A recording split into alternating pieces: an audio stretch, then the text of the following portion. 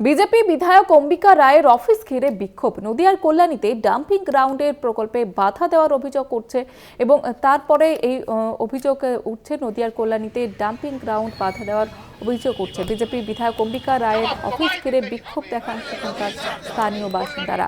আপনাদের জানিয়ে রাখবো যে অম্বিকা রায়ের অফিস ঘিরে সেই কারণে বিক্ষোভ দেখাচ্ছেন তারা। নদিয়ার কল্যাণীতে ডাম্পিং গ্রাউন্ডের প্রকল্পে বাধা দেওয়ার অভিযোগ উঠছে তার বিরুদ্ধে এবং সেই কারণে বিধায়কের অফিসের সামনে বিক্ষোভ স্থানীয় বাসিন্দাদের।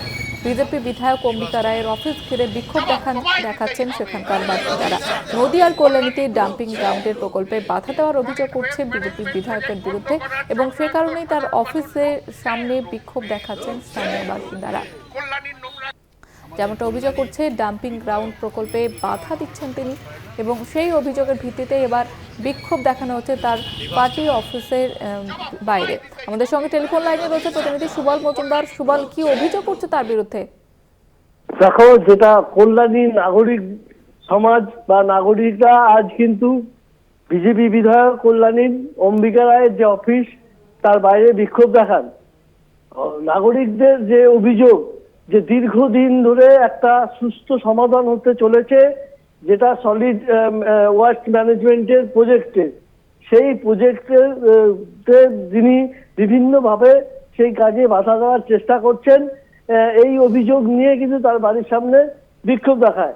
যেহেতু কল্যাণীতে দীর্ঘদিন ধরে এই ওয়েস্ট ম্যানেজমেন্ট সলিড কোনো প্রজেক্ট না থাকায় কল্যাণী ব্যারাকপুর এক্সপ্রেসওয়ে রাস্তার ধারে এই বর্জ্য ফেলা হতো, তাতে করে দুর্গন্ধ ছড়াতো। এলাকার মানুষ বারবার কিন্তু এই ব্যাপারে অভিযোগও করেছে।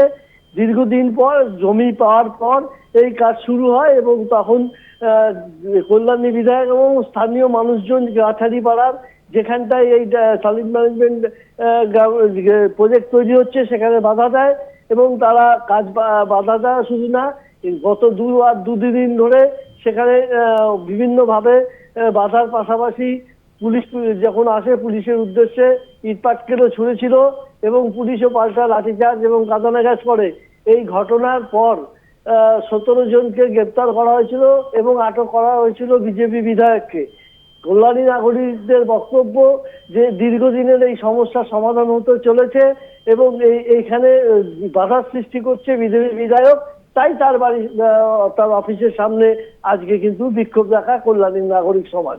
জুইতা, ধন্যবাদ জানাবো তোমাকে সুবল। আমাদের সঙ্গে টেলিফোন লাইনে ছিলেন প্রতিনিধি সুবল মজুমদার।